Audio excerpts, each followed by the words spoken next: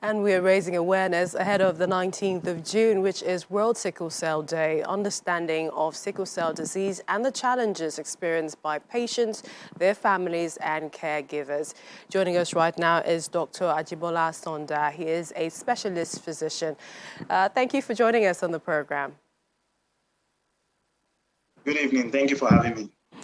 All right, sickle cell and COVID-19. How does one survive it? Because we've been told that patients with pre-existing conditions are known to have poorer outcomes when it comes to the coronavirus. Yes, that's very correct. A couple of studies have been done all around the world with patients with sickle cell and COVID-19. As we all know, sickle cell affects majorly the Black race. So most of these studies are done head-to-head with Black people with sickle cell and Black people without sickle cell. Some done in America have shown that patients who have sickle cell disease, who develop COVID-19, are at increased risk of worse illnesses, just like they are at increased risk of some respiratory viruses, such as influenza, and COVID-19, like we all know, majorly affects the respiratory system. But in totality, looking at it, patients with sickle cell are not at an increased risk of acquiring the virus or dying from it from some other studies that were done.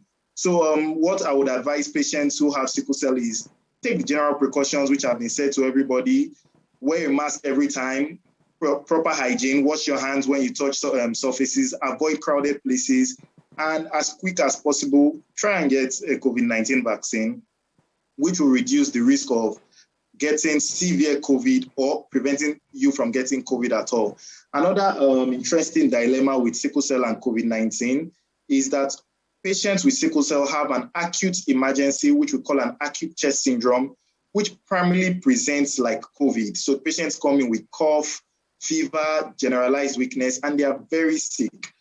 This is an emergency and requires urgent ICU care and immediate exchange blood transfusion. So in this condition, we want to quickly reduce the concentration of the sickled cells present in the individual's body. So it's usually a dilemma in differentiating both diseases. So what we do is patients who come with sickle cell and have any respiratory symptom, I will advise the clinicians who are on duty to urgently get a chest X-ray and as soon as possible order for a SARS-CoV-2 PCR test, because differentiating both diseases is very key, as one will benefit urgently from an exchange blood transfusion, which is the acute chest syndrome, while a patient with COVID-19 will benefit from our steroids, oxygen, prophylactic antibiotics to prevent a bacterial infection from supervening on COVID, and all the other multivitamins we give.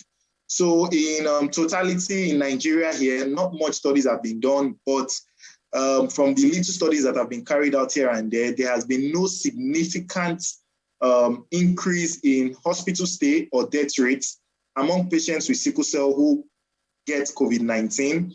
Neither has there been any statistical difference in the propensity for acquiring the virus between patients who have sickle cell and patients who do not have sickle cell. So the same precautions that apply to the general population will apply to patients with sickle cell disease. Just before we let you go, and this is on vaccination, because there are some people who have the sickle cell disease and are afraid to go out to take the jab. And seeing as we're taking the Oxford AstraZeneca jab here, even abroad, I knew some people who were scared, and they were asking how much of the COVID-19 protein is in the vaccine. So have you come across any, and what's the advice on the kind of vaccines we're getting in Nigeria? So the AstraZeneca vaccine, people have been saying a lot that it causes clots. But if you look at it head-to-head with other known causes of blood clots, it is way less. In fact, when you compare the vaccine and COVID, the virus in itself, in the propensity to get blood clots, is more than 2,000 times less. So patients with sickle cell are not at risk of blood clots, which is the quote-unquote major side effect that has been touted so far with that AstraZeneca vaccine. So it is safe for patients with sickle cell to get the vaccine. I would advise they get the vaccine as soon as they can get their hands on it, or as soon as they find the opportunity to get the vaccine. And the vaccines we are getting in Nigeria, they are safe, they are effective.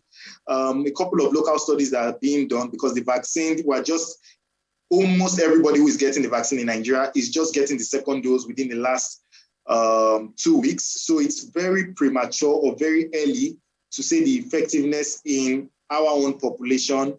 But so far, so good. Little case studies that have been done have found that individuals who have collected the vaccine have a reduced chance of acquiring the virus, and those who do usually do not develop severe disease. So I would say the vaccines are safe and the vaccines are the way to go. Just like everywhere in the world is opening up, Nigerians too should embrace the vaccine and, take it when they have the opportunity to. We appreciate your time on the program. Thank you so much, Dr. Ajibola Sonda, a specialist physician. Thank you for joining us on the program. Thank you for having me.